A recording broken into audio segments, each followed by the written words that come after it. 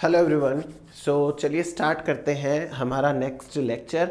और जैसा कि आप सब लोगों ने डिमांड करी थी कि हमें लिंकेज पढ़ना है पहले, तो हम आज डिस्कस करेंगे लिंकेज वाला topic. Linkage, crossover and mapping. देखो ये बहुत इंपॉर्टेंट टॉपिक है, ट्रिकी टॉपिक है थोड़ा सा, लेकिन है बहुत इजी। कुछ नहीं है, सिंपल आपको जो है वो मेरी फर्स्ट क्लास ली थी मैंने, क्रोमोजोमल बेसिस ऑफ इनहेरिटेंस बताया था, जिसके अंदर क्रोमोजोम्स के मूवमेंट बताई थी। अगर वो थोड़ा सा याद है तो हो जाएगा काम अपना। तो अगर आपने वो वीडियोस नहीं देख रखे हैं तो पहले वो देख लो, ताकि ये टॉपिक अच्छे से समझ में आ जाए। अब अपन बात करते हैं लिंकेज और क्रॉसिंग ओवर दोनों में क्या डिफरेंस है उसके बारे में। तो एक तरफ हम बात करेंगे लिंकेज की और दूसरी तरफ हम बात करेंगे क्रॉसओवर की। दोनों को कंपेयर कर लेते हैं ताकि अपने को इजीली समझ में आ जाए, फिर उसके बाद हम आगे बढ़ेंगे। देखो, हमको ये पता है कि जो डीएनए होता है उसके ऊपर जीन्स प्रेजेंट होते हैं। कई बार क्या होता है कि कुछ जीन्स के बीच में ज्यादा डिस्टेंस नहीं होती है न्यूक्लियोटाइड्स की, तो वो डीएनए पर भी पास पास होते हैं। ऐसे में जब ये डीएनए क्रोमोजोम बनता है, कंडेंस होता है, तो वो जीन क्रोमोजोम के ऊपर भी बहुत ज्यादा पास पास आ जाते हैं।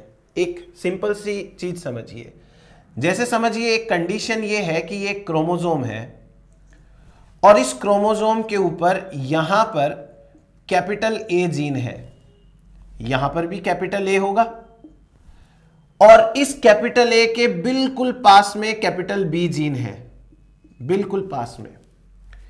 ये क्रोमोजोम है वो मान लीजिए फादर की ओरिजिन का है। इसका जो होमोलोगस क्रोमोजोम है, ये वाला क्रोमोजोम, ये मदर की ओरिजिन का है। तो इस पे स्मॉल ए है, एक बार अपन ऐसे ही मान लेते हैं, होने को कैपिटल ए भी हो सकता है बट स्मॉल ए है। और क्योंकि ये होमोलोगस है तो जहां स्मॉल ए है उसके ठीक पास में स्मॉल बी प्रेजेंट होगा। अब एक जो चीज हम यहां से समझना चाहते हैं वो सिंपल सी ये है कि दो अलग अलग जीन है, एक है ए जीन, एक है बी जीन, और ये ए और बी जीन के बीच में इतना कम डिस्टेंस है, इतना कम डिस्टेंस है कि यहां क्रॉसओवर पॉसिबल नहीं है between A and B gene. तो यहां कंडीशन देख के हमें क्या समझ में आ रहा है? कंडीशन देख के समझ में यह आ रहा है कि two genes are present very close to each other, two genes are present very close to each other, that crossover is not possible. Crossover is not possible. अच्छा, इससे क्या होगा? अगर क्रॉसओवर पॉसिबल नहीं है तो क्या होगा? इससे यह होगा कि जब ये सेल एनाफेज 1 में जाएगी तो एनाफेज 1 में होमोलोगस क्रोमोजोम सेपरेट होते हैं, तो एक क्रोमोजोम इस सेल में चला जाएगा, दूसरा क्रोमोजोम इस सेल में चला जाएगा। तो कैपिटल ए जिस सेल में गया उसी सेल में कैपिटल बी चला जाएगा, और स्मॉल ए जिस सेल में गया उसी सेल में स्मॉल बी चला जाएगा। जब ये दोनों सेल्स एनाफेज 2 को क्रॉस करके मियोसिस 2 कंप्लीट करेगी तो होगा क्या? इससे यह होगा कि हर एक गैमिट के अंदर जो दो जीन पहले साथ साथ थे वही जाते हैं। जैसे इसमें कैपिटल ए कैपिटल बी जाएगा, इसमें भी कैपिटल ए कैपिटल बी जाएगा, इसमें स्मॉल ए स्मॉल बी जाएगा, इसमें भी स्मॉल ए स्मॉल बी जाएगा। कहने का अर्थ यह हुआ कि जब दो जीन्स क्रोमोजोम पे बहुत पास पास प्रेजेंट होते हैं तो ये दोनों जीन्स जो है वो सेपरेट नहीं हो पाते, और जब ये दोनों जीन्स सेपरेट नहीं हो पाते तो ये गैमिट्स के अंदर साथ साथ जाएंगे। यहाँ 4 गैमिट बने हैं, लेकिन चारों के चारों गैमिट्स में कंडीशन वही है जो पेरेंट्स में थी, यानी कि ये पेरेंटल कॉम्बिनेशन है। पेरेंटल, क्योंकि ये पेरेंट है और पेरेंट के अंदर जो दो जीन एक साथ प्रेजेंट थे पास पास एक दूसरे के, वही जीन्स है वो गैमिट में भी पास पास है। तो ऐसे गैमिट जब फ्यूज होंगे तो यही जीन आगे जनरेशन में भी साथ साथ ही जाएंगे। इस कंप्लीट फिनोमिनन को हम कहते हैं लिंकेज। लिंकेज का मतलब यह हुआ कि when two genes are present very close to each other on the chromosome, they tend to inherit together in the gamete, hence in next generation. तो वो गैमिट और नेक्स्ट जनरेशन के अंदर एक साथ जाएंगे, इसे कहते हैं linkage. They can not separate from each other. तो हमको यहां पर केवल दो टाइप के गैमिट्स मिलते हैं, एक कैपिटल ए कैपिटल बी और दूसरा स्मॉल ए स्मॉल बी। दो ही टाइप के गैमिट्स यहां पर मिलते हैं। अब हम बात करें क्रॉसओवर की एक बार। देखो जैसे यही एग्जाम्पल लेते हैं, यदि ऐसा हो गया होता तो क्या होता कि जब दो जीन क्रोमोसोम पे एक दूसरे से काफी दूर हो, सफिशिएंट डिस्टेंस के ऊपर हो, जैसे यहां कैपिटल ए और कैपिटल बी काफी दूर है, इसका ये जो होमोलोगस क्रोमोसोम है तो उस पे स्मॉल ए और स्मॉल बी की पोजीशन भी वही होगी, क्योंकि ये होमोलोगस है। भले ही एलील अलग है लेकिन डिस्टेंस तो वही होगी और पोजीशन वही होगी।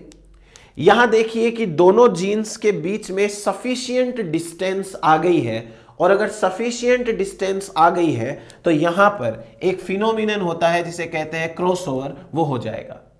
क्रॉसओवर के अंदर क्या होता है कि जीन्स या फिर डीएनए सेगमेंट या क्रोमोसोम सेगमेंट एक्सचेंज हो जाते हैं। तो अब हमारे पास में क्रॉसओवर के बाद जो रिजल्ट आएगा वो रिजल्ट ऐसा आएगा कि जिस क्रोमेटिड के ऊपर कैपिटल ए था उस पे स्मॉल ए आ जाएगा, और जिस क्रोमेटिड के ऊपर स्मॉल ए था उस पे कैपिटल ए जा चुका होगा। बाकी जिन्होंने क्रॉसओवर में पार्टिसिपेट नहीं किया है उनको कोई दिक्कत नहीं है, वो चेंज नहीं होंगे। देखो मैं 4 क्रोमेटिड लिख देता हूं, chromatid 1, chromatid 2, chromatid 3, chromatid 4। Chromatid number 1 ने क्रॉसओवर में पार्टिसिपेट ही नहीं किया तो ये वैसी की वैसी आ जाएगी। क्रोमेटिड नंबर 4 ने पार्टिसिपेट नहीं किया, ये भी वैसी की वैसी आ जाएगी। अब क्रोमेटिड नंबर 2 एंड 3 पार्टिसिपेट कर रहे हैं, तो इनमें जो सीक्वेंस पहले था capital A capital B, small B, वो चेंज हो जाएगा। अब स्मॉल ए कैपिटल बी और कैपिटल ए स्मॉल बी, यानी डीएनए सेगमेंट्स एक्सचेंज हो गए हैं। फिर जब ये सेल एनाफेज 1 के अंदर जाएगी तो भेज दीजिए एनाफेज 1 के अंदर। एनाफेज 1 में एक क्रोमोसोम इस सेल में चला जाएगा जहां एक क्रोमेटिड पे कैपिटल ए कैपिटल बी है, दूसरी क्रोमेटिड पे स्मॉल ए कैपिटल बी है। दूसरी जो सेल है वो यहां चली जाएगी, और यहां अगर चली जाएगी तो इस पे कैपिटल ए स्मॉल बी आ जाएगा, और इस पे पहले स्मॉल बी था। नाउ जब यहां पर एनाफेज 2 आएगी तो एनाफेज 2 के अंदर देखो 4 गैमिट्स जो बनेंगे, उन 4 गैमिट्स में एक खास बात है। पहली क्रोमेटिड इस सेल में जाएगी, ये कैपिटल ए कैपिटल बी। दूसरी क्रोमेटिड इस सेल में जाएगी, ये स्मॉल ए कैपिटल बी। तीसरी क्रोमेटिड इसमें जाएगी कैपिटल ए स्मॉल बी। चौथी क्रोमेटिड यहां जाएगी small A small B. Now 4 type के गैमिट्स बने हैं। यहां से हम एक बार मेंडल को याद करते हैं।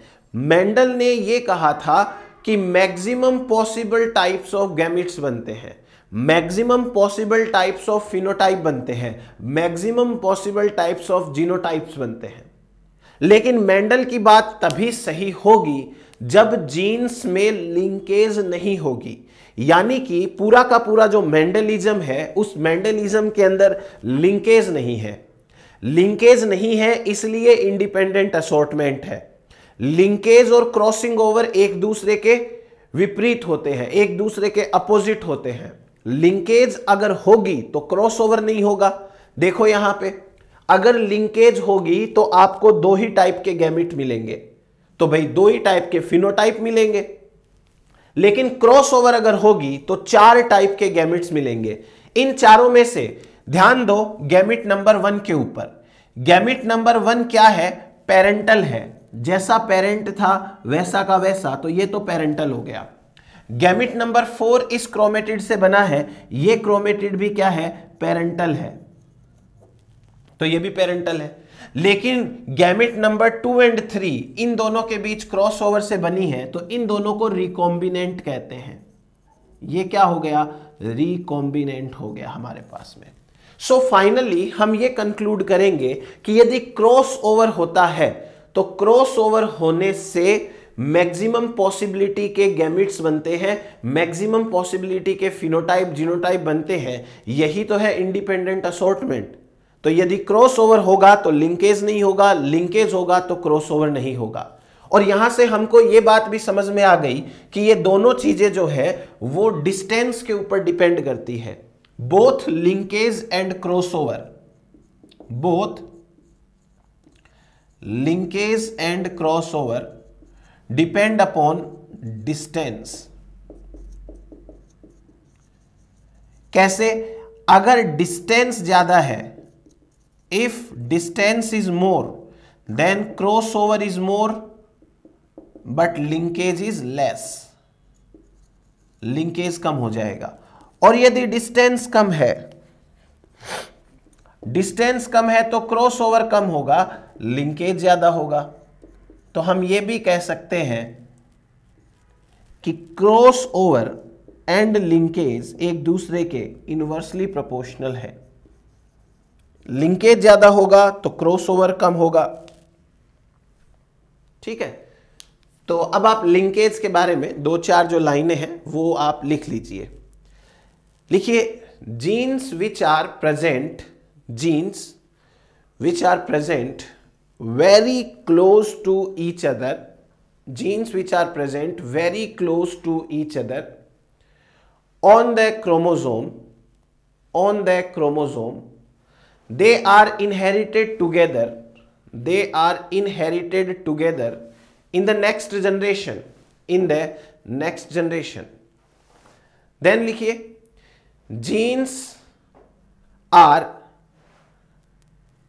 said to be linked, genes are said to be linked, and this phenomenon is known as linkage, this phenomenon is known as linkage. आगे लिखिए, Mendelism is based upon independent assortment, that means if genes are showing crossover there will be maximum possible genotype and phenotype, hence we can get Mendelian ratios if linkage is absent.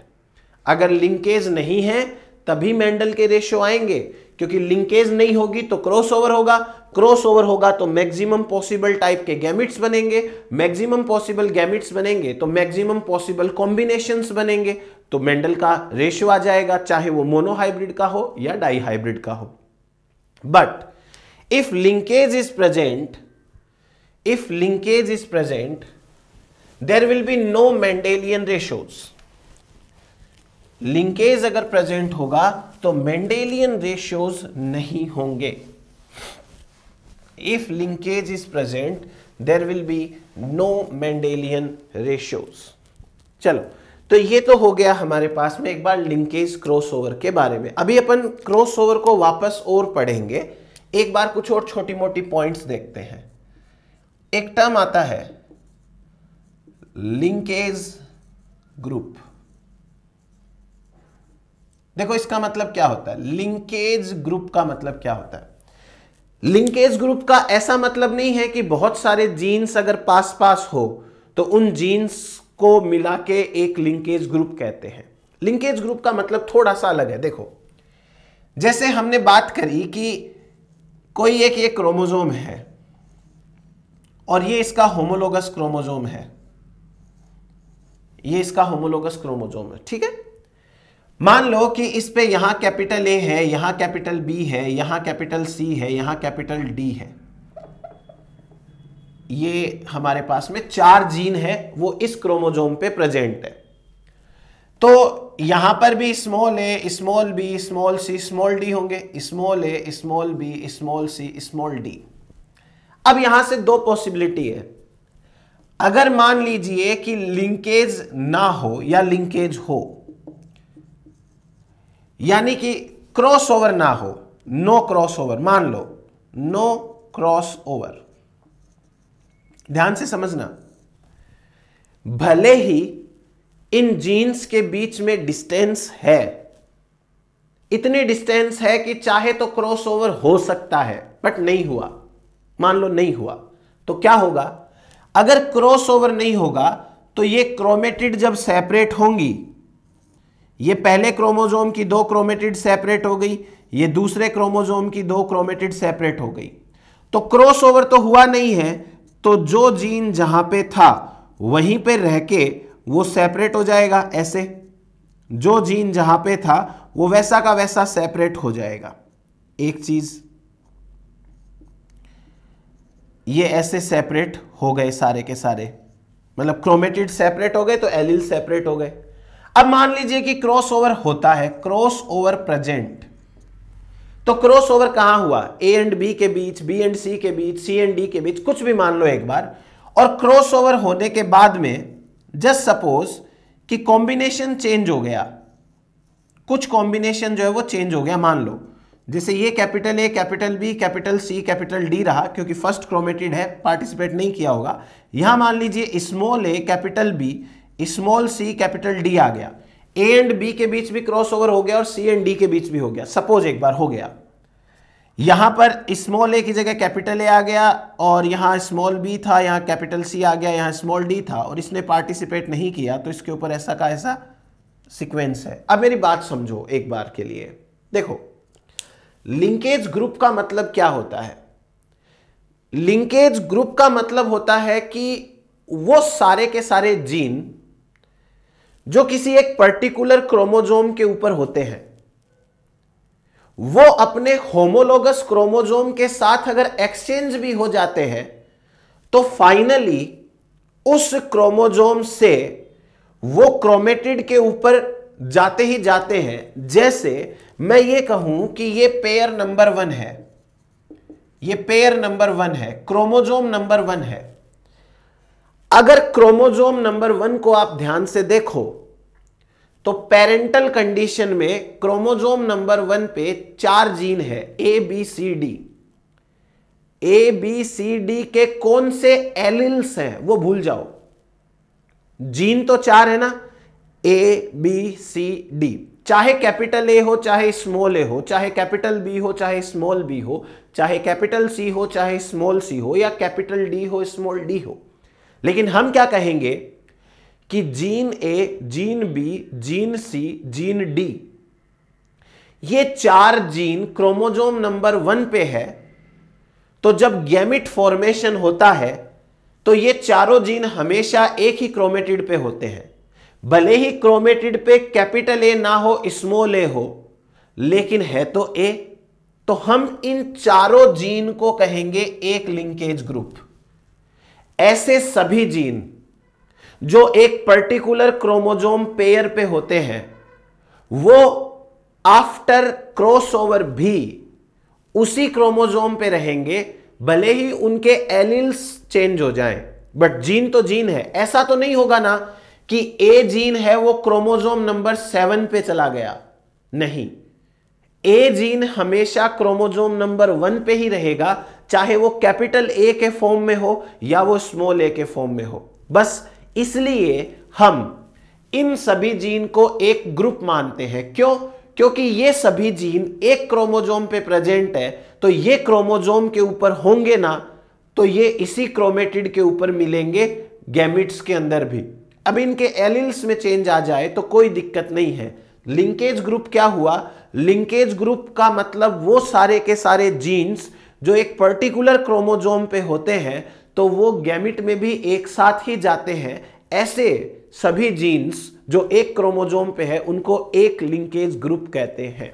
अब हमारे पास में 2 chromosome होते हैं एक pair के अंदर, हमें इनको अलग अलग कंसीडर नहीं करना, क्योंकि चाहे आप इस ए की बात करो या इस ए की बात करो, जीन तो ए ही है ना, चाहे कैपिटल ए एलील हो या स्मॉल ए एलील हो, लेकिन यहां पर जीन तो सेम ही रहेगा। इसलिए हमें यहां पर यह बात नहीं करनी है कि भाई होमोलोगस क्रोमोसोम के अंदर 2 अलग अलग क्रोमोसोम होते हैं तो 2 लिंकेज ग्रुप है वो नहीं, एक पेयर एक लिंकेज ग्रुप माना जाता है। ऐसे तो फिर 4 क्रोमेटिड बन जाएगी, तो आप इनको 4 ग्रुप थोड़ी कंसीडर करोगे। ये तो फर्स्ट क्रोमोजोम से बिलोंग करते हैं, तो पहला क्रोमोजोम पहला ग्रुप हो गया, दूसरा क्रोमोजोम दूसरा ग्रुप हो गया, तीसरा क्रोमोजोम तीसरा ग्रुप हो गया, चौथा क्रोमोजोम चौथा ग्रुप हो गया। आपको एक पेयर को एक ही काउंट करना है। लेकिन जहां क्रोमोजोम डिफरेंट हो, जैसे ह्यूमन मेल, इसमें एक्स और वाई होते हैं, एक्स अलग टाइप का है, वाई अलग टाइप का है, तो इनको तो आपको अलग अलग ही काउंट करना पड़ेगा। तो लिंकेज ग्रुप का मतलब क्या है, लिखिए all those genes which are present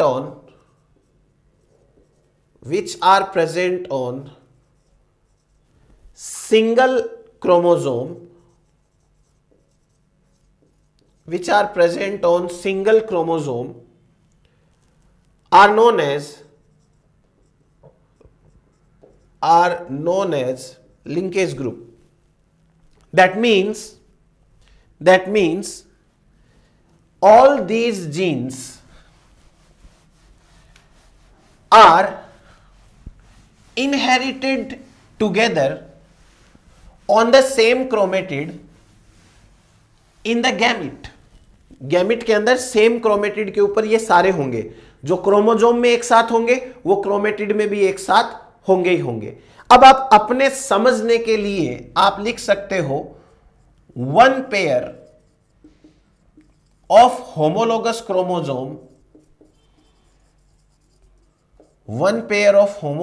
chromosomes equals to one linkage group. इसको हम एक लिंकेज ग्रुप मानते हैं।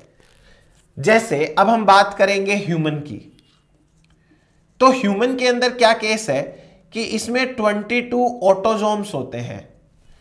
ऑटोजोम को मैंने एक बार ए से रिप्रेजेंट कर दिया, ये कैपिटल ए नहीं है, ये ऑटोजोम्स है।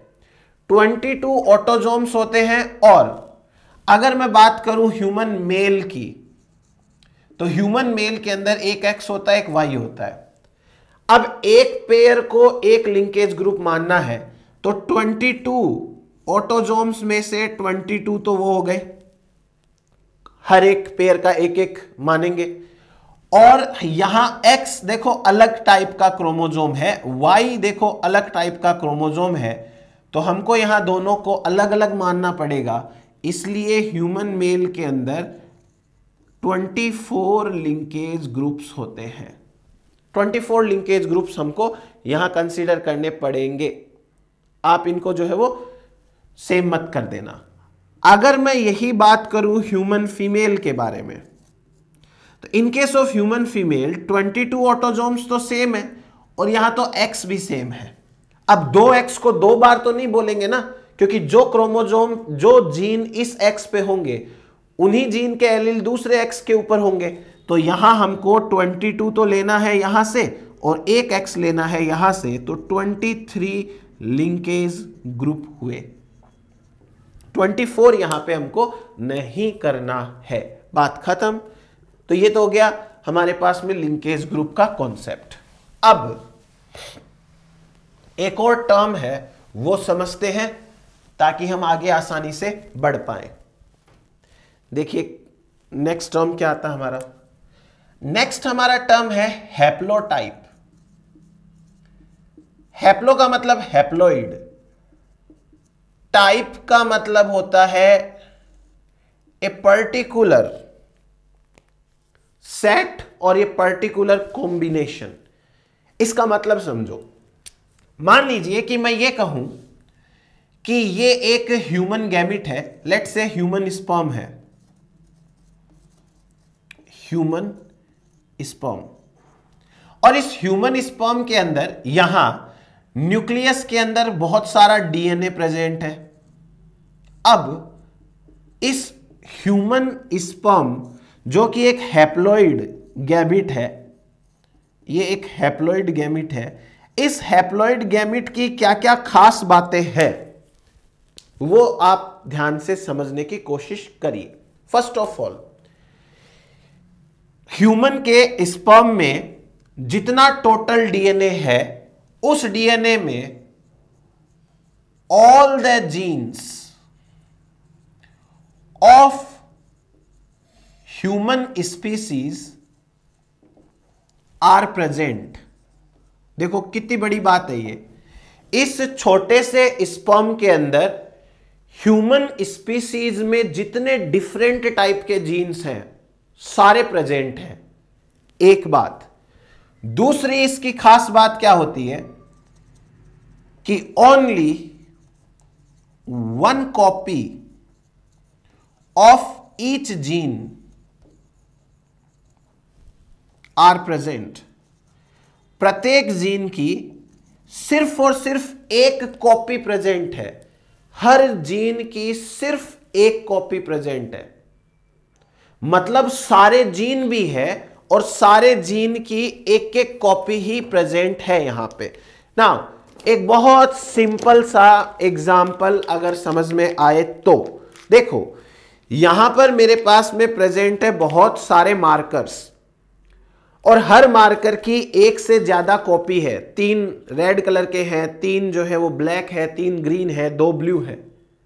अगर हम यहां से हर टाइप का एक मार्कर सेलेक्ट कर लें, जैसे हमने ये सेलेक्ट किया है, तो हम इस सेट को क्या कहेंगे कि जितने टोटल टाइप के मार्कर्स होते हैं वो सारे टाइप के मार्कर इस ग्रुप में है और हर मार्कर की खाली एक कॉपी प्रेजेंट है।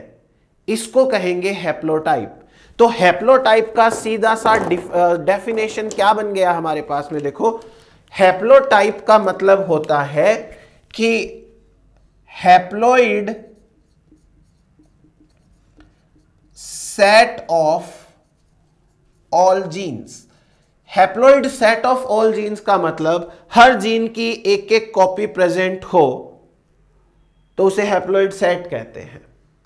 अब हम इसको एक और तरीके से डिफाइन कर देते हैं। जैसे कभी भी कोई अगर गैमिट बनेगा किसी भी स्पीसीज का हो, तो जो गैमिट होगा उस गैमिट के अंदर तो ओनली 1 सेट ऑफ क्रोमोसोम होता है। क्रोमोसोम का एक ही तो सेट होता है। एक सेट का मतलब हो गया कि क्रोमोसोम के पेयर्स होंगे जितने भी, उनमें से एक एक टाइप का क्रोमोसोम आएगा। इसका मतलब यह हुआ कि जो टोटल लिंकेज ग्रुप होते हैं, total linkage group present in A gamete, जो गैमिट में प्रेजेंट होते हैं उनको कहते हैं हैप्लोटाइप। क्योंकि गैमिट के अंदर हमको याद रखना है कि हर क्रोमोसोम की एक एक ही कॉपी होती है, यानी हर क्रोमेटिड एक एक होगी और हर जीन की भी एक एक ही कॉपी होगी। इसको हैप्लोटाइप कहते हैं। लिखिए, all the alleles which are inherited together in the gamete, all the alleles which are inherited together in a gamete are known as haplotype और haploid genotype। इसको हैप्लोटाइप भी बोल सकते हो या हैप्लोइड जीनोटाइप भी बोल सकते हो, हैप्लोइड जीनोटाइप। अब चलो हम बात करते हैं क्रॉसओवर की। वापस से आते हैं क्रॉसिंग ओवर के ऊपर। इस क्रॉसिंग ओवर की कुछ विशेषताएं हैं, कुछ स्पेशलिटीज हैं, वो हमको याद रखनी पड़ेगी। जैसे क्रॉस ओवर डिस्टेंस पे डिपेंड करता है। पहली बात, डिपेंड्स अपॉन डिस्टेंस। दूसरी बात, क्रॉस ओवर का मतलब क्या है? It is the exchange of DNA segments किनके बीच में? Between non sister chromatids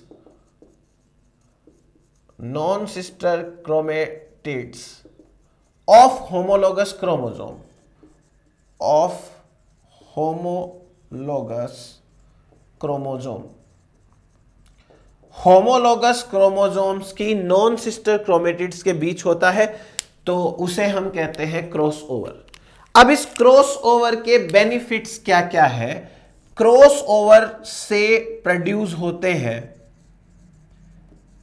maximum possible genotype, maximum possible phenotype, maximum possible gametes. यानी क्रॉस ओवर की वजह से ही यह सब होता है। इसका मतलब क्रॉस ओवर प्रोड्यूसेस वेरिएशंस। देखो, अगर लिंकेज होगा तो हमेशा कैपिटल ए के साथ कैपिटल बी ही जाएगा, तो कोई नया वेरिएशन आएगा नहीं। लेकिन इससे आते हैं वेरिएशंस, जेनेटिक वेरिएशंस आते हैं इससे। अच्छा, इसके बाद में क्रॉस ओवर इज रेस्पॉन्सिबल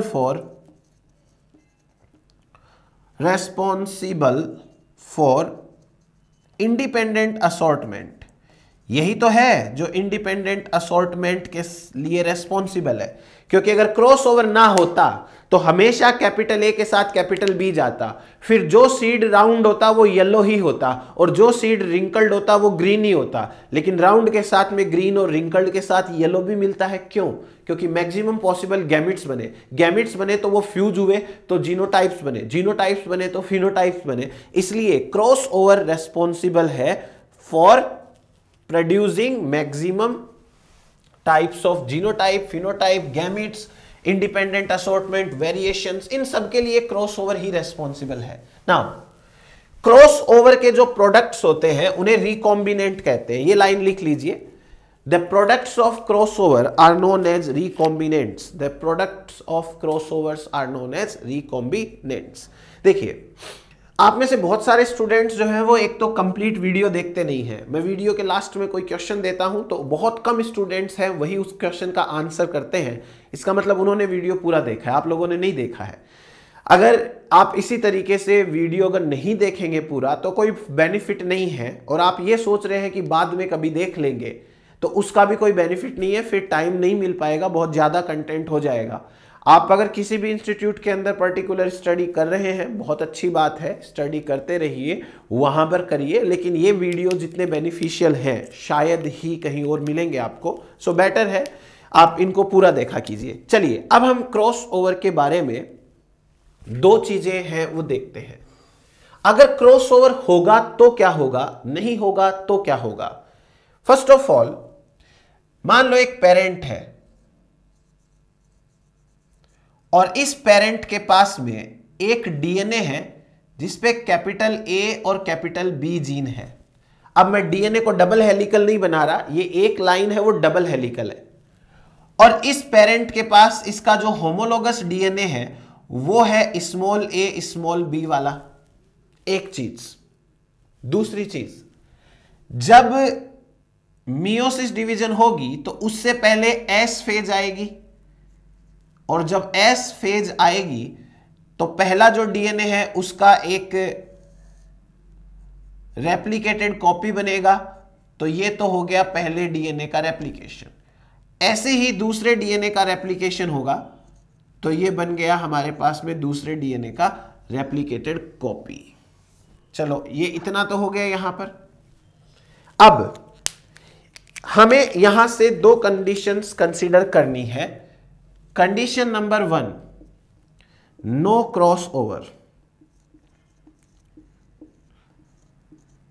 अगर क्रॉस ओवर नहीं है तो देखो, ये दो जो है वो डीएनए आगे कंडेंस होंगे तो एक क्रोमोसोम बन जाएगा और ये एक क्रोमोसोम। अब हम जो है वो क्रोमोसोम ऐसे बनाते हैं ना, ऐसे। इसको क्रोमोसोम को ऐसे ना बना के ये एक क्रोमेटिड ये दूसरी क्रोमेटिड, इसको ऐसे लिख लेंगे और सेंट्रोमियर को जहां भी रिप्रेजेंट करना होगा वैसे दिखा देंगे।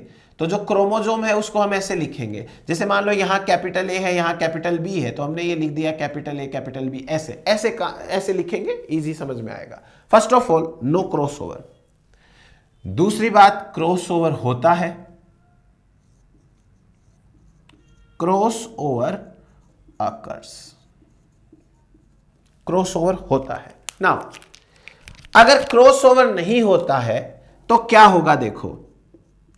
अभी तक ये एक ही सेल है, ठीक है, ये पूरी की पूरी जो है वो एक ही सेल है, सिंगल सेल।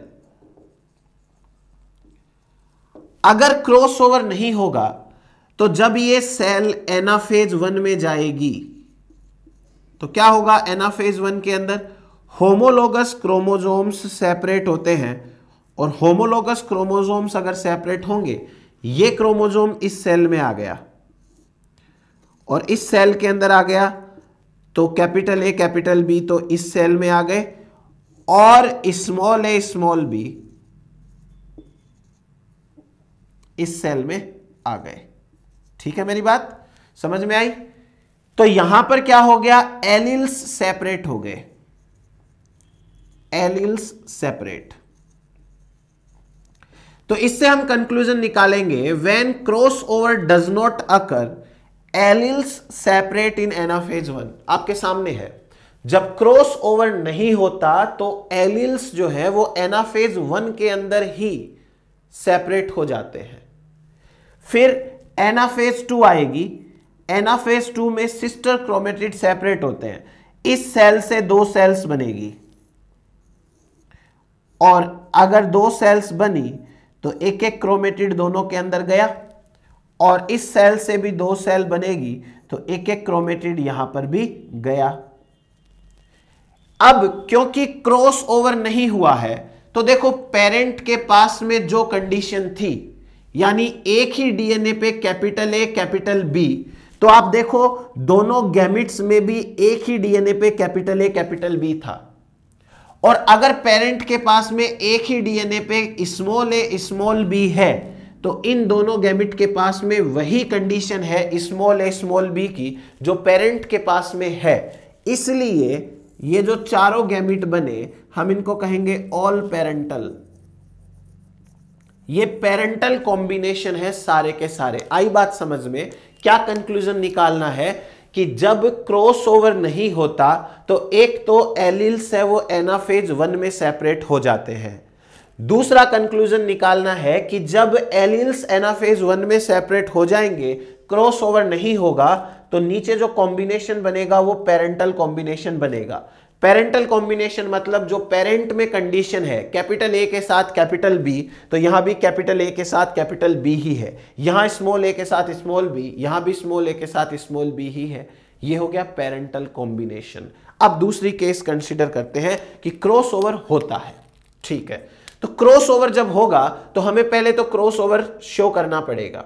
जैसे मैं ये कहूं कि ये कैपिटल ए है और ये कैपिटल बी है, ये दूसरा क्रोमेटिड है, इसमें कैपिटल ए है कैपिटल बी है, फिर इसके बाद में ये दूसरा क्रोमोजोम, ये दोनों क्रोमोजोम एक दूसरे के होमोलोगस क्रोमोजोम्स हैं।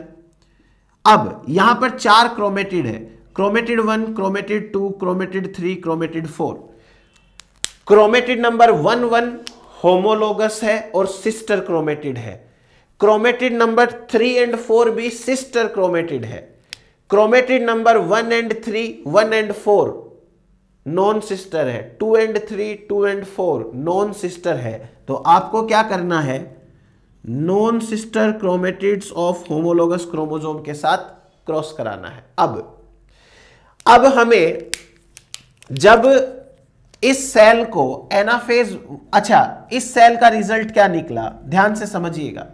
देखो पहली जो क्रोमेटिड है उसने पार्टिसिपेट ही नहीं किया क्रॉस ओवर में, ये क्रॉस का निशान उसको टच नहीं कर रहा। आपको क्या करना है ध्यान से समझ लो, इस पहली क्रोमेटिड के स्टार्टिंग में पेन रखना है और इस पेन से आगे आगे बढ़ना है, जो जीन आए वो जीन लिख देना है। देखो अगर मैं यहां पेन रख के आगे बढ़ता हूं तो कैपिटल ए आया, आगे कैपिटल बी भी आ गया, तो ये मैंने एक लाइन खींची, कैपिटल ए लिखा, कैपिटल बी भी लिखा।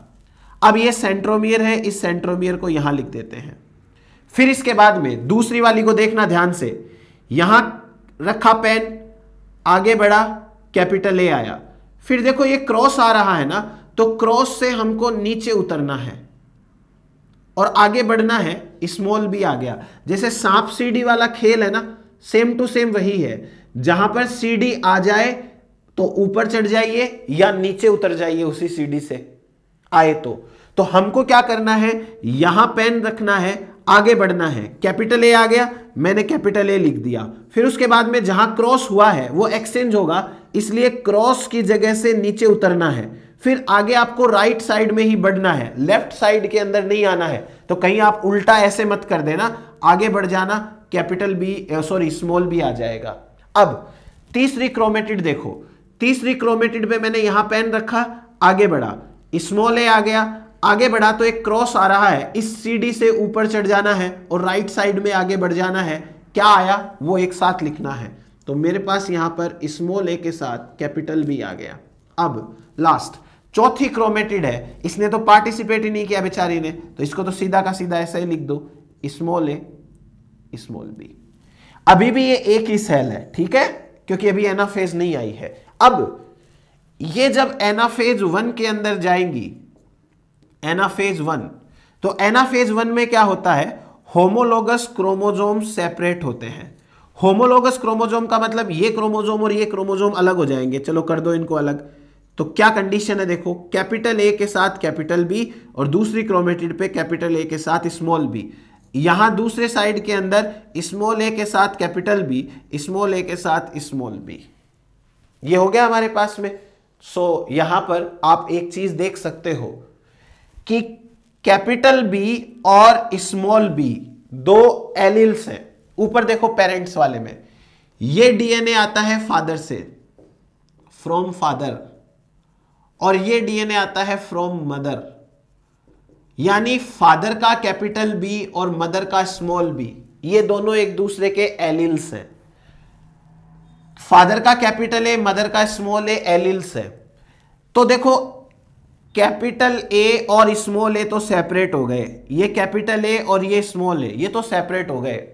लेकिन अगर हम बी के सेंस में बात करें तो बी के सेंस में कैपिटल बी और स्मॉल बी अभी भी एक ही सेल में है, कैपिटल बी और स्मॉल बी अभी भी एक ही सेल में है।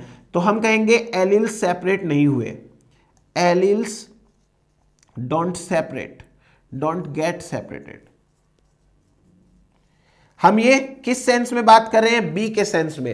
देखो करना क्या होता है, यहां पर जहां क्रॉस लगता है उसके आगे यानी उसके राइट साइड के अंदर जीन का सीक्वेंस चेंज होता है। तो हमको उनके बारे में बात करनी है, क्रॉस के राइट साइड वालों के बारे में। अब इनको सेल को भेज देते हैं एनाफेज 2 के अंदर। एनाफेज 2 में जब हम सेल को भेजेंगे, इस सेल से 2 सेल्स बनेंगी, इस सेल से भी 2 सेल्स बनेंगी। इस सेल के अंदर 2 क्रोमेटिड है, दोनों क्रोमेटिड को सेपरेट कर दो।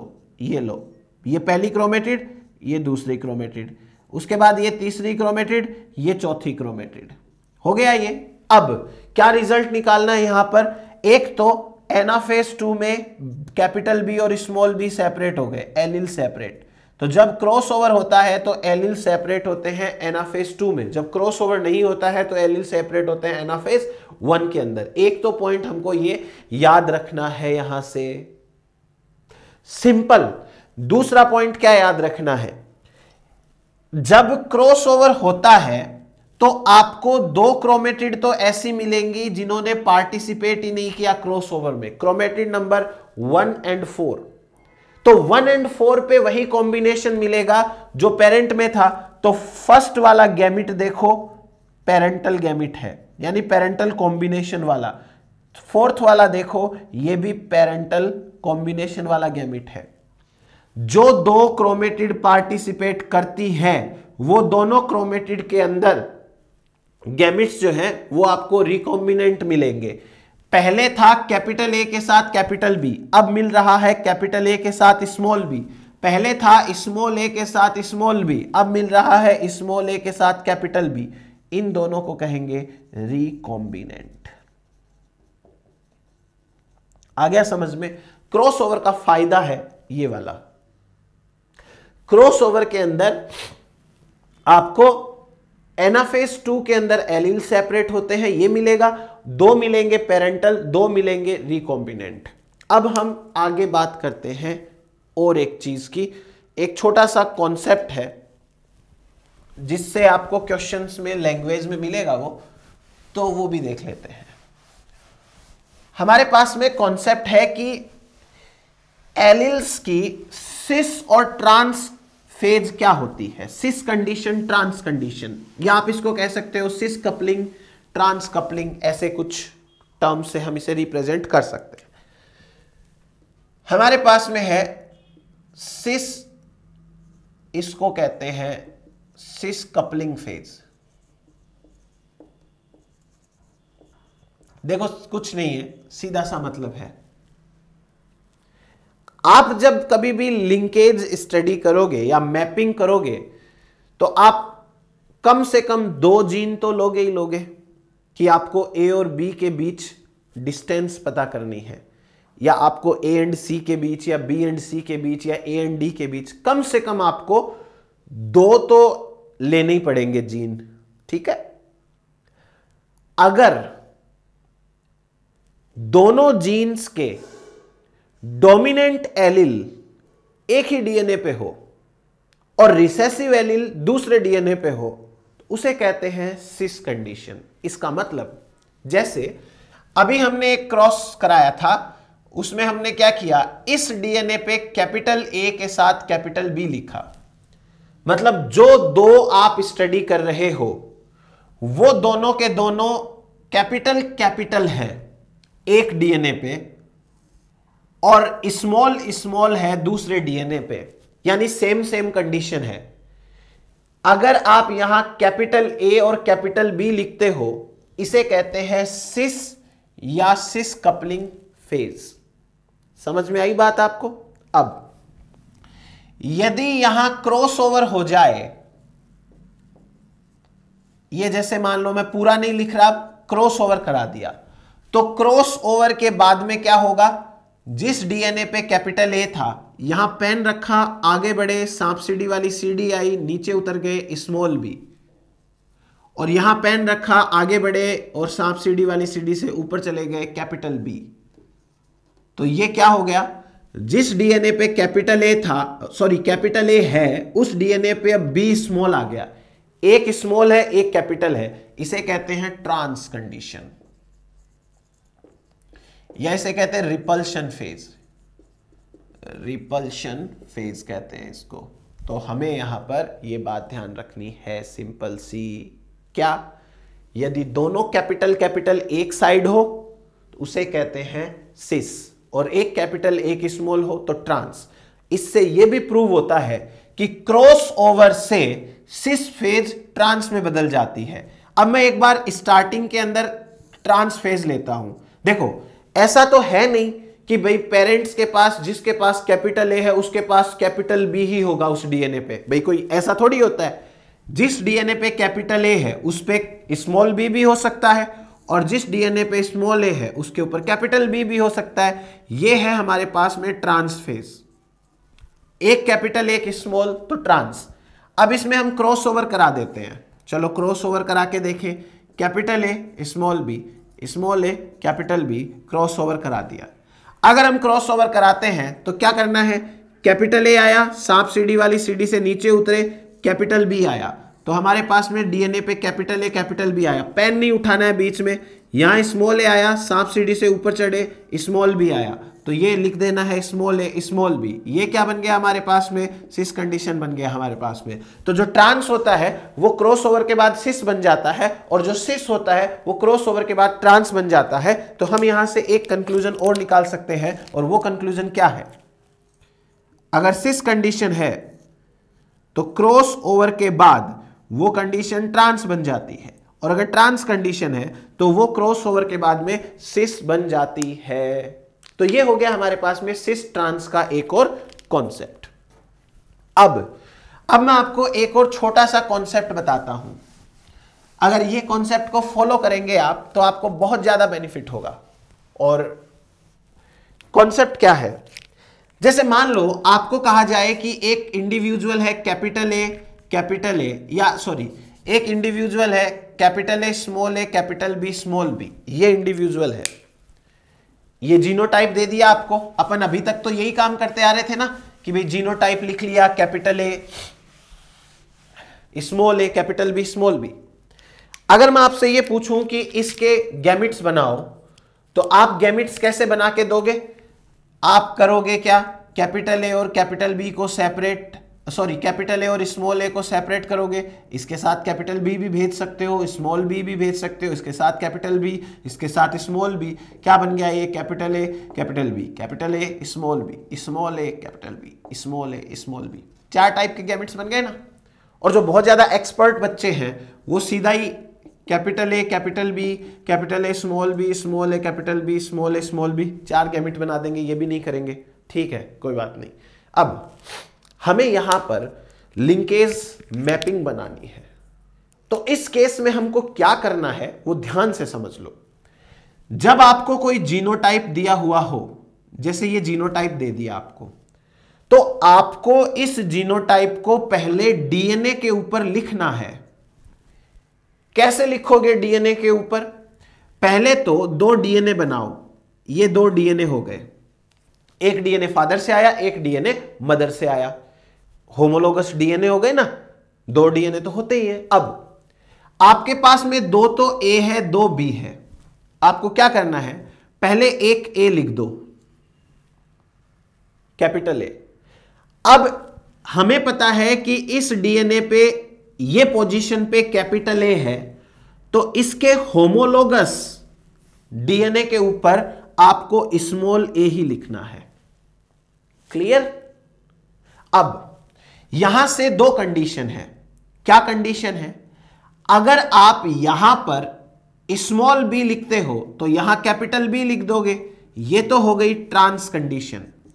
आपको अगर क्वेश्चन में कहा जाए कि ये जीनोटाइप है and genes are present in their trans phase, तो आपको जिस डीएनए पे कैपिटल ए लिखना है उस पे स्मॉल बी लिखना है। अगर आपसे यह कहा जाए कि भाई वो सिस कंडीशन में है, तो आपको क्या करना है, पहले 2 डीएनए बनाने हैं, दोनों डीएनए के ऊपर आपको एक पे कैपिटल ए लिखना है, ए के सामने ए ही होना चाहिए, और दूसरा अगर आपने बी लिखा तो बी के सामने उसका बी होना चाहिए। ये हो गई सिस कंडीशन। देखो ये तो दोनों है सही, इस जीनोटाइप को डीएनए पे रिप्रेजेंट करना आना चाहिए, ऐसे हम डीएनए के ऊपर रिप्रेजेंट करेंगे। क्लियर? अब अगर आप ऐसी गलती करते हो कि 2 डीएनए बना लिया, एक कैपिटल ए एक स्मॉल ए यहां रख दिया, कैपिटल बी स्मॉल बी यहां रख दिया, बिल्कुल गलत है। ये चीज समझ में आई? गलत क्यों है? क्योंकि ये एलिल और ये एलिल एक फादर से आया, एक मदर से आया, तो एक फादर वाले डीएनए पे होना चाहिए, एक मदर वाले डीएनए पे होना चाहिए। आपने तो एक ही डीएनए पे एक जीन के 2 एलिल रख दिए। जीन की पोजीशन सेम होती है, मतलब एलिल्स की पोजीशन सेम होती है, तो आपको क्या करना है, एक कैपिटल ए लिखा या स्मॉल ए, मान लो यहां आपको स्मॉल ए लिखने का मन हो गया, कोई बात नहीं, यहां स्मॉल ए लिख दो, लेकिन ए के सामने ए लिखो और बी के सामने हमेशा बी लिखो। लिखना जो भी है वो आपकी मर्जी है, लेकिन ए के सामने हमेशा डीएनए पे ए होना चाहिए, बी के सामने हमेशा डीएनए पे बी होना चाहिए। ये बात गांठ बांध लेना, बहुत इंपॉर्टेंट है। ये कंडीशन बिल्कुल गलत है। ए वाले डीएनए पे ए नहीं होता, ए के सामने ए होता है। अब चाहे वो कैपिटल ए के सामने स्मॉल ए लिखो या स्मॉल ए के सामने कैपिटल ए लिखो, वो आपकी मर्जी है, जैसा आप चाहोगे वैसा ही करोगे, सुनते हो नहीं किसी की। बाकी सही तरीका ए के सामने ए, बी के सामने बी, सी के सामने सी। नाउ मैं आपको एक कंडीशन देता हूं। एक डीएनए है, इस डीएनए पे capital A capital B small C है, और इस डीएनए पे small A small B capital C है। तो आप मुझे कमेंट करके ये बताना कि इनमें से कौन से जीन है वो सिस कंडीशन में है, कौन से जीन ट्रांस कंडीशन के अंदर है। तो ए और बी सिस है कि ट्रांस है, बी और सी सिस है कि ट्रांस है, ए और सी सिस कंडीशन में है कि ट्रांस कंडीशन में है, इतना काम आपको करना है। अब मैं नेक्स्ट टॉपिक के ऊपर आ जाता हूं। हमारा नेक्स्ट टॉपिक अब स्टार्ट हो रहा है। अभी तक इंट्रोडक्शन था, इसे कहते हैं रिकॉम्बिनेशन फ्रीक्वेंसी। रिकॉम्बिनेशन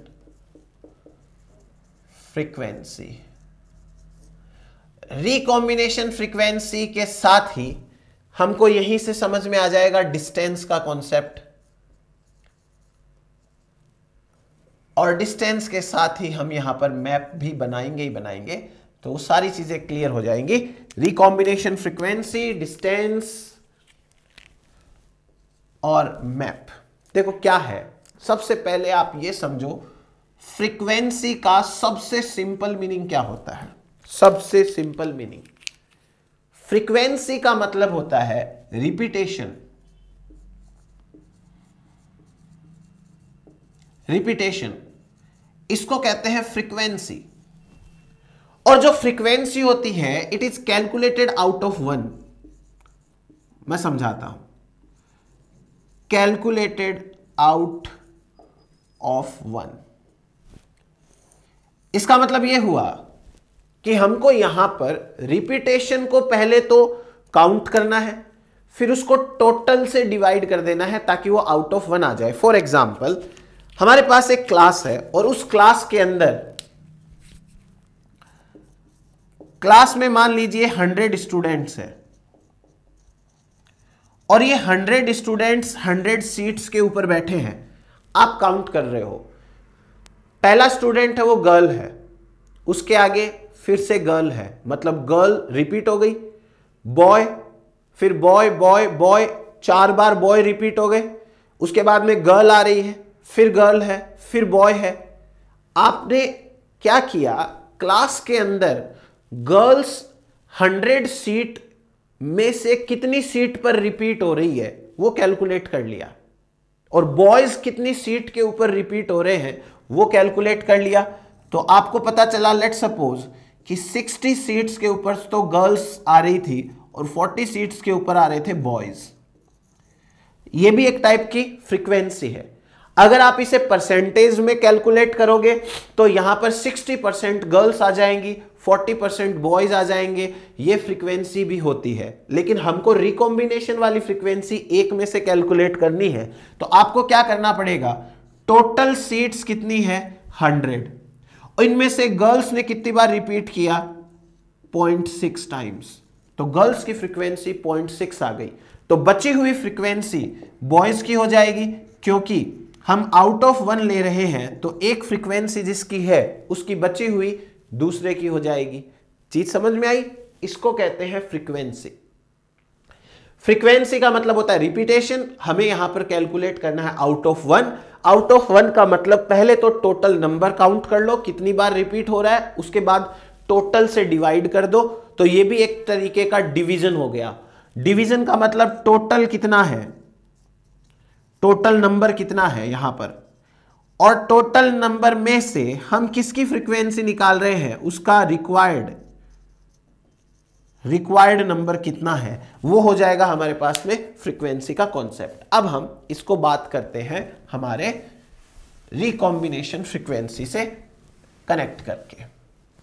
देखिए, रिकॉम्बिनेशन फ्रीक्वेंसी का मतलब होता है सिंपल सा frequency of recombinants.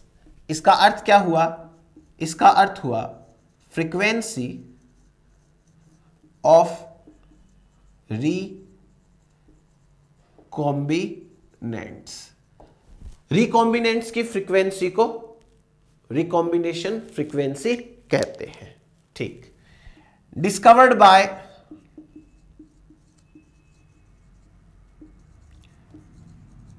Thomas Hunt Morgan. Thomas Hunt Morgan ji ने डिस्कवर की थी।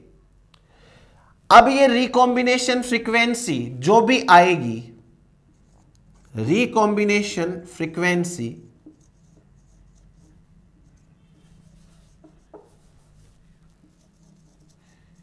को कहते हैं, is also non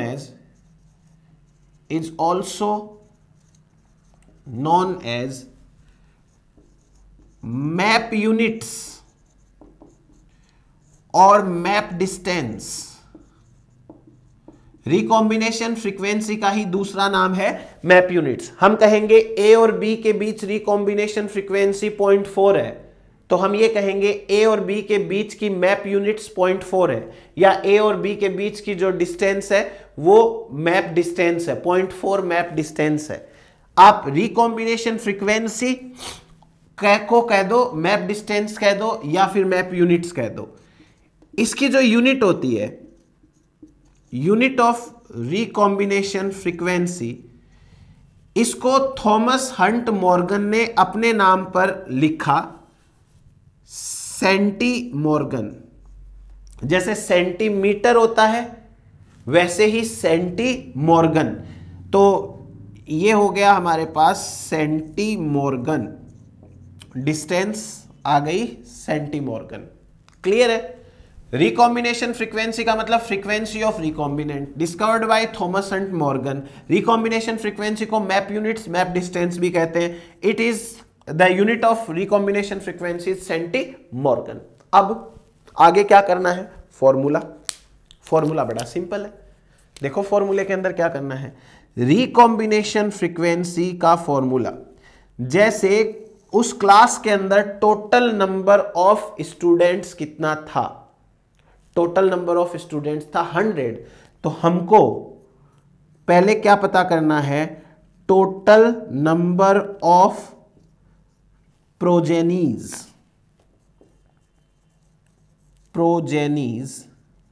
from test cross. हमको एक टेस्ट क्रॉस कराना पड़ेगा, टेस्ट क्रॉस कराएंगे हम यहां। तो टोटल नंबर ऑफ प्रोजेनीज यानी टोटल नंबर ऑफ स्टूडेंट्स। अब इसमें से क्या करना है हमें? गर्ल्स का नंबर, तो हमें यहां रिकॉम्बिनेंट्स का नंबर पता करना है। यह हो जाएगा टोटल नंबर ऑफ रिकॉम्बिनेंट्स। अब यहां हमें इस फॉर्मूला को 100 से मल्टीप्लाई करना है। फ्रीक्वेंसी को 100 में से भी निकाल सकते हैं, तो यहां पर हमको इस फॉर्मूला में 100 से मल्टीप्लाई करना है। यहां पे हमारे पास में जो भी आएगा आंसर, जैसे फॉर एग्जांपल आपके पास में टोटल नंबर ऑफ प्रोजेनी है 100, एक क्रॉस के अंदर 100 प्रोजेनी पैदा हुए, 100 में से 20 प्रोजेनीज है वो रिकॉम्बिनेंट है, तो आपके पास में रिकॉम्बिनेशन फ्रीक्वेंसी कितनी आई? 20%। तो आप यहां पे क्या लिखोगे कि रिकॉम्बिनेशन फ्रीक्वेंसी जो है वो 20% है। आप इसी 20% को ये भी लिख सकते हो 20 मैप यूनिट्स, या आप इसी 20 को लिख सकते हो 20 मैप डिस्टेंस, और आप इसको ऐसे भी लिख सकते हो 20 सेंटीमॉर्गन।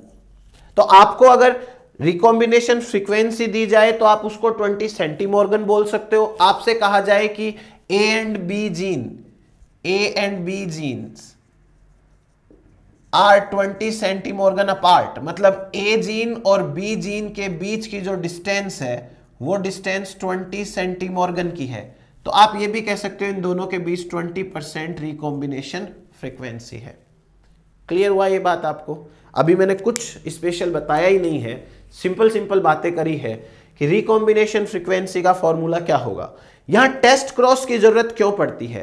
टेस्ट क्रॉस की जरूरत इसलिए पड़ती है कि टेस्ट क्रॉस में जो दूसरा पेरेंट हम लेते हैं वो लेते हैं हम रिसेसिव होमोजाइगोट।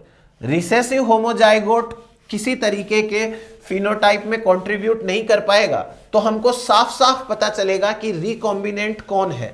देखो, अगर आपने capital A capital B small B का cross capital A capital B small B से कराया, तो दिक्कत क्या होगी वहां पे? दिक्कत ये होगी कि वहां दोनों पेरेंट 4 टाइप के गैमेट्स बनाएंगे, दोनों पेरेंट रिकॉम्बिनेंट्स बनाएंगे। तो जैसे समझो मैंने लिया capital A capital B small B, और इसका क्रॉस कराया capital A capital B small B से, ठीक है। इस क्रॉस के अंदर मुझे 4 गैमेट मिले, capital A capital A small A capital B small B. अब इनमें से ये दोनों जो है वो तो रिकॉम्बिनेंट है, हमने एक बार अभी पीछे किया था। ये पेरेंट भी क्या करेगा? ये पेरेंट भी यही 4 टाइप के गैमेट बनाएगा। तो इससे क्या होगा? ये दोनों पेरेंट हैं वो रिकॉम्बिनेंट गैमेट्स बना रहे हैं। तो जब ये मैक्सिमम यहां पर फ्यूजन होगा तो हमको ये पता नहीं चलेगा कि कौन से पेरेंट से रिकॉम्बिनेंट्स आ रहे हैं, तो इसमें थोड़ी दिक्कत होती है। इसके बदले हम एक काम करते हैं कि दूसरा पेरेंट है वो रिसेसिव रखते हैं। ये हो गया एक डाई हाइब्रिड टेस्ट क्रॉस, ये क्या करा दिया हमने? Test cross. अब टेस्ट क्रॉस का फायदा क्या है, ये सिर्फ small A small B small A small B small A small B small A small B सारे गैमिट ऐसे ही बनाएगा। तो ये गैमिट मान लो इसके साथ फ्यूज होगा तो प्रोजेनी के अंदर कैपिटल ए और कैपिटल बी का कैरेक्टर आएगा, तो हमको पता चल जाएगा कि कैपिटल ए और कैपिटल बी साथ साथ है। ये अगर इसके साथ में फ्यूज होगा तो हमको पता चल जाएगा कि कैपिटल ए के साथ में स्मॉल बी है। ये गैमिट अगर इसके साथ फ्यूज हो जाएगा तो हमको पता चल जाएगा कि इस पेरेंट के पास स्मॉल ए के साथ कैपिटल बी है, क्योंकि ये जो रिसेसिव गैमिट्स हैं they do not contribute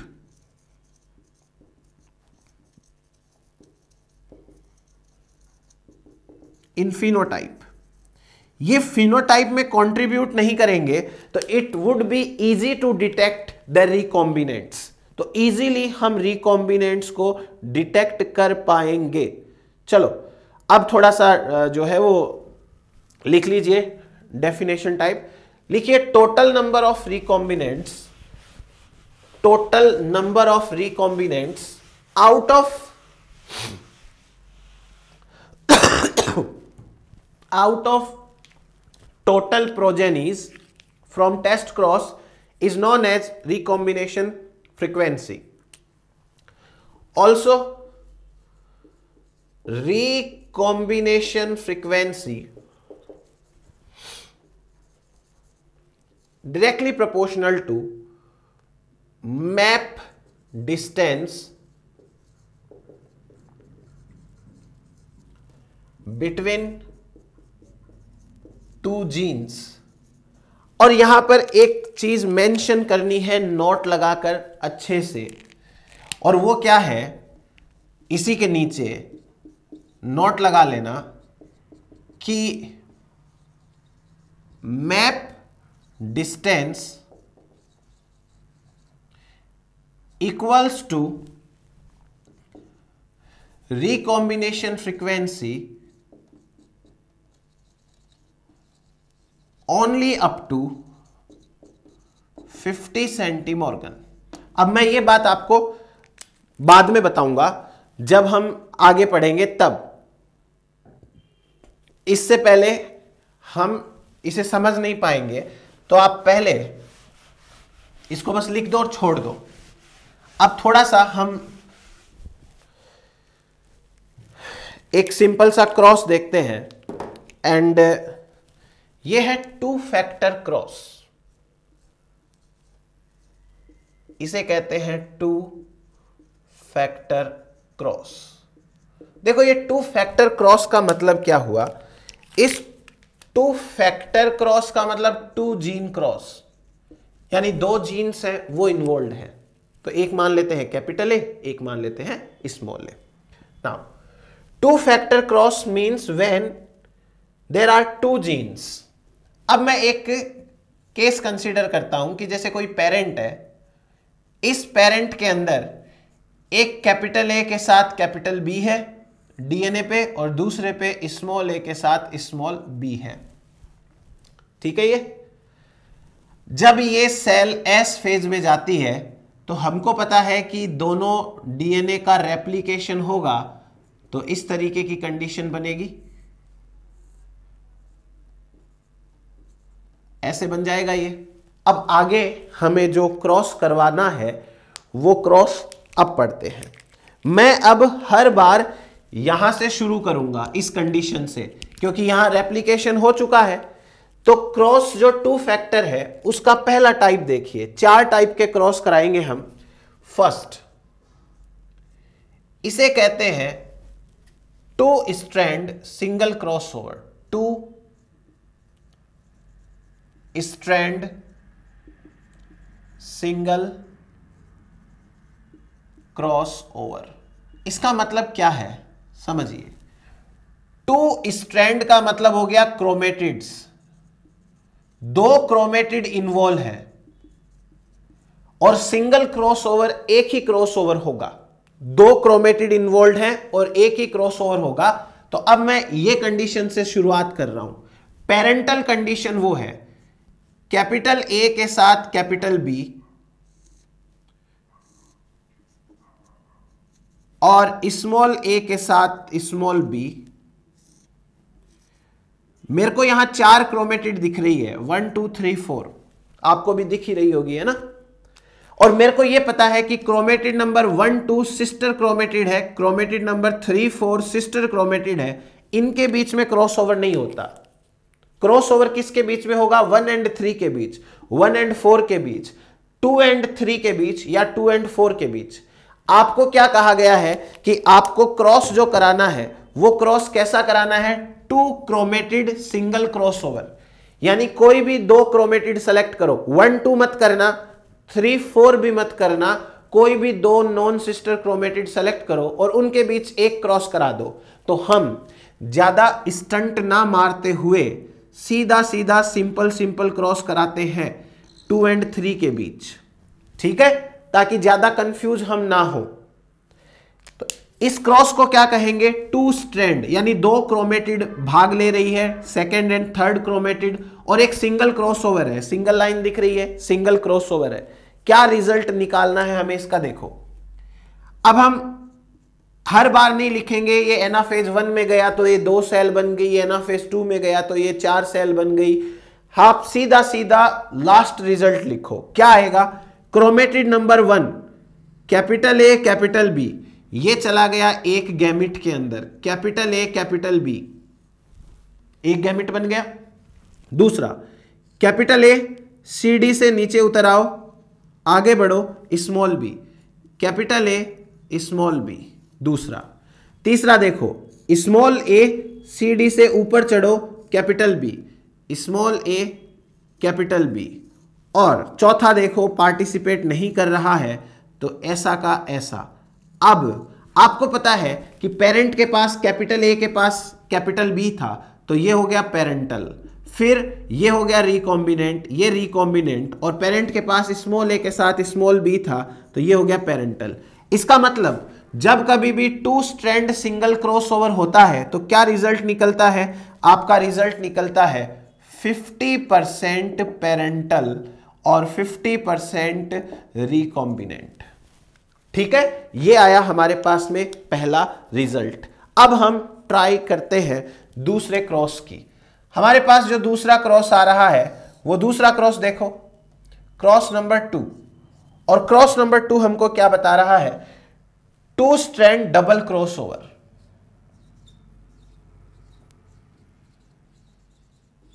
2 strand double cross over.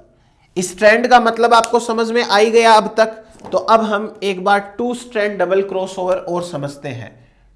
2 strand double crossover, मेरे पास कंडीशन ये है, कैपिटल ए के पास कैपिटल बी और इस पे कैपिटल ए के साथ कैपिटल बी, फिर दूसरा स्मॉल ए के साथ स्मॉल बी, और ये रहा स्मॉल ए के साथ स्मॉल बी। मेरे को क्या करना है? 2 स्ट्रैंड, यानी क्रोमेटिड तो 2 ही लेनी है, लेकिन डबल क्रॉस ओवर कराना है, तो ये रही 4 क्रोमेटिड। वही बात, ज्यादा होशियारी ना लगाते हुए हम ये कर लेते हैं, 2 ही क्रोमेटिड लेनी है, चाहे आप फर्स्ट थर्ड लो, फर्स्ट फोर्थ लो, सेकंड थर्ड लो, सेकंड फोर्थ लो, आपको 2 क्रॉसओवर कराने हैं।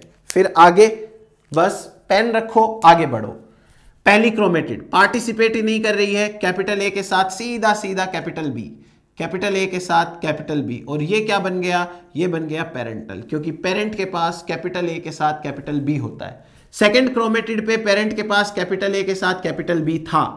देखो, ये यहां पेन रखा मैंने, आगे बढ़ा, कैपिटल ए आया, इस सीडी से नीचे उतर गया, थोड़ा सा आगे बढ़ा, दूसरी सीडी मिल गई, वापस ऊपर चढ़ गया, आगे बढ़ा, कैपिटल बी आ गया, कैपिटल ए के साथ वापस कैपिटल बी आ गया, इसका मतलब पेरेंटल हो गया ये। तो तीसरे क्रोमेटिड के ऊपर कैपिटल ए, सॉरी, तीसरे क्रोमेटिड पे स्मॉल ए के साथ स्मॉल बी था, स्मॉल ए है, आगे बढ़ा सीडी से ऊपर, थोड़ा आगे बढ़ा, दूसरी सीडी आई, नीचे स्मॉल बी, इसका मतलब स्मॉल ए के साथ स्मॉल बी, वापस पेरेंटल मिल गया। चौथा तो पार्टिसिपेट ही नहीं कर रहा है, सीधा सीधा लिख दो इसको पेरेंटल। इसका मतलब अगर ये क्रॉस होता है तो 100% क्या मिलते हैं? पेरेंटल मिलते हैं। इसका मतलब 2 स्ट्रैंड डबल क्रॉस ओवर के अंदर कोई भी रिकॉम्बिनेंट मिलता ही नहीं है। चलो आगे तीसरे टाइप का क्रॉस है वो समझते हैं। हमारे पास जो तीसरा क्रॉस है, वो तीसरा क्रॉस कौन सा क्रॉस है? Try to understand. जो थर्ड क्रॉस है वो हम लेते हैं 3 स्ट्रैंड, यानी 3 क्रोमेटिड और डबल क्रॉसओवर। सिंगल क्रॉसओवर तो हो ही नहीं पाएगा। देखो कैसे कराना है ये।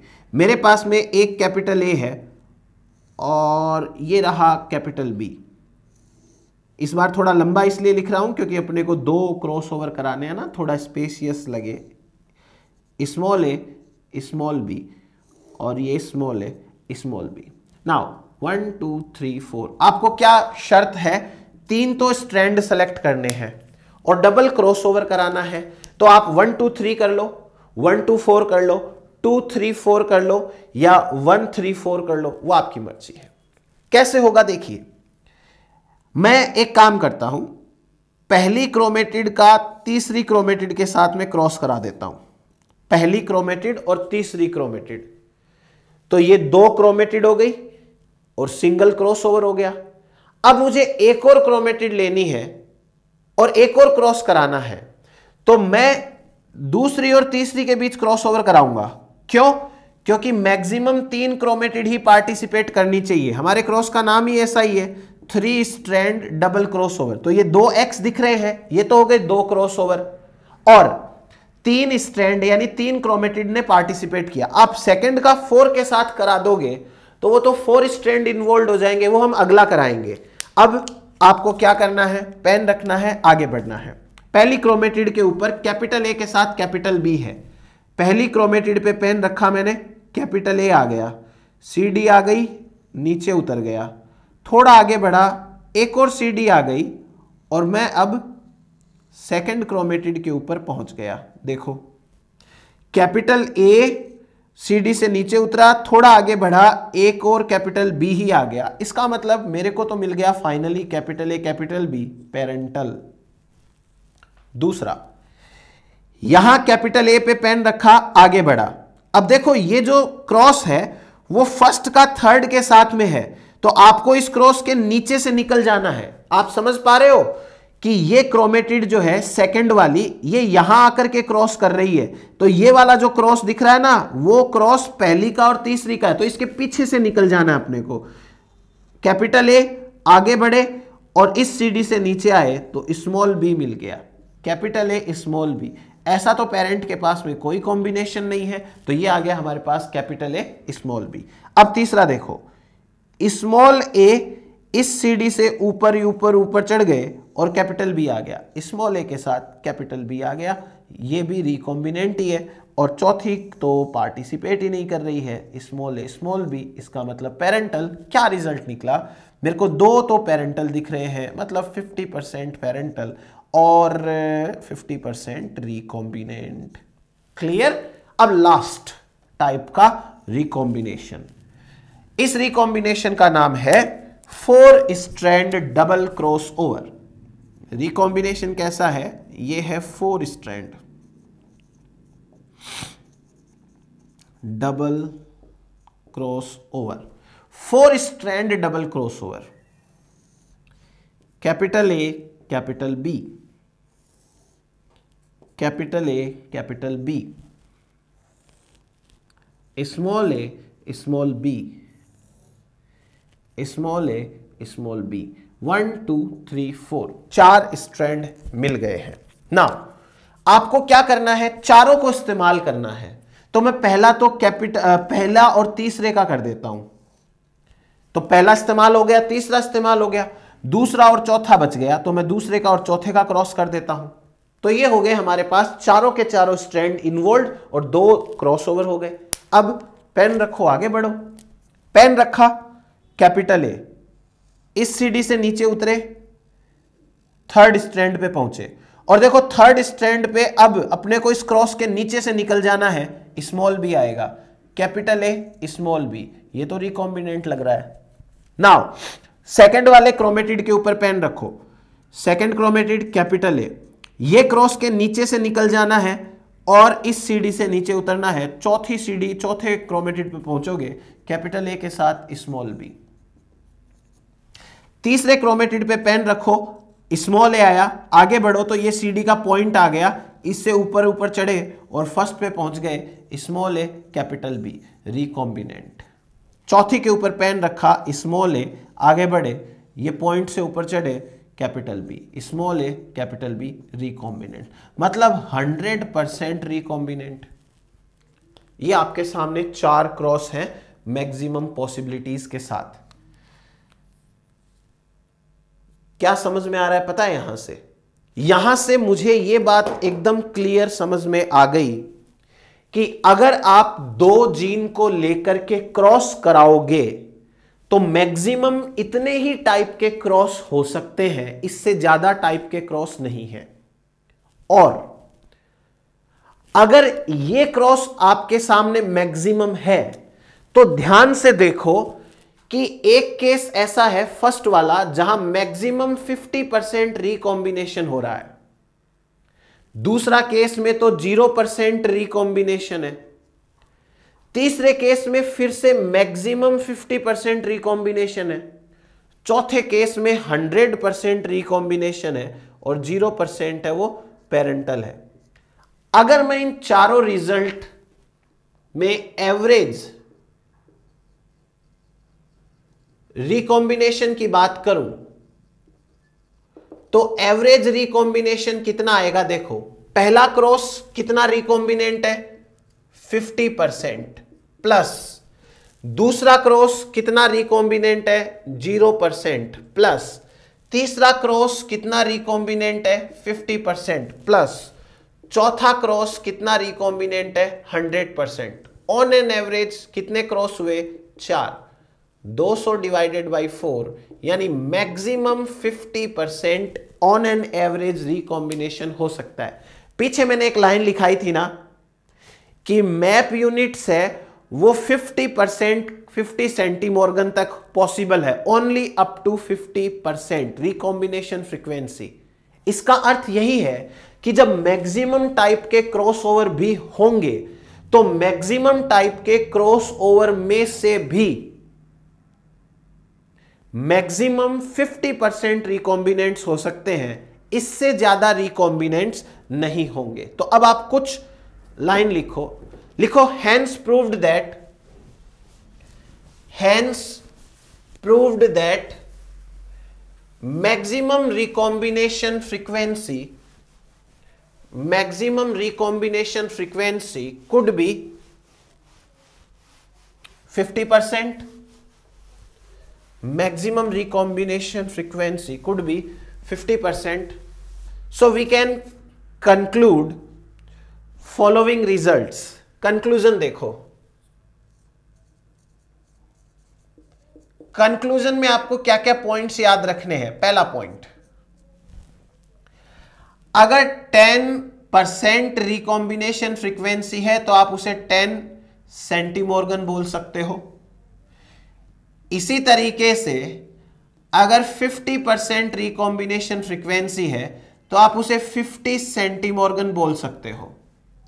बट मोर देन 50% आए, जैसे 60% रिकॉम्बिनेशन फ्रीक्वेंसी है, तो आप इसे 60 सेंटीमॉर्गन नहीं बोलोगे।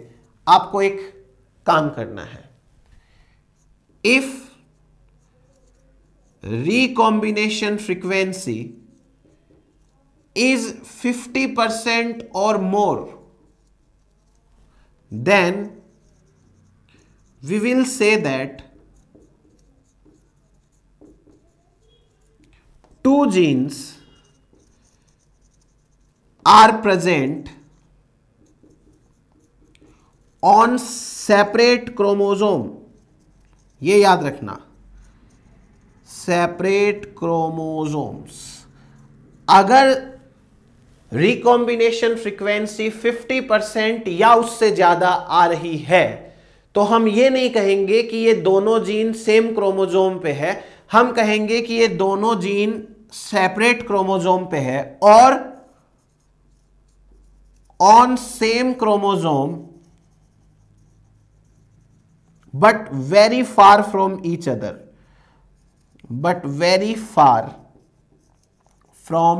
ईच अदर, तो इनके बीच में डिस्टेंस पता नहीं की जाएगी, ये इंडिपेंडेंट असॉर्टमेंट शो करेंगे। अगर इतना आ रहा है तो इसका मतलब होगा कि यहां इंडिपेंडेंट असॉर्टमेंट है, यहां लिंकेज नहीं है, यानी यहां पर आराम से क्रॉसओवर मैक्सिमम होगा। तो ये हो गया हमारे पास में एक सिंपल सा कंक्लूजन। इस कंक्लूजन को हम ग्राफ के फॉर्म में रिप्रेजेंट करेंगे। आपको एक एक्सिस के ऊपर रिकॉम्बिनेशन फ्रीक्वेंसी लेनी है, रिकॉम्बिनेशन फ्रीक्वेंसी 10, 20, 30, 40, 50, 60, 70, 80, 90 एंड 100, ये परसेंटेज में है। इधर लेनी है आपको डिस्टेंस,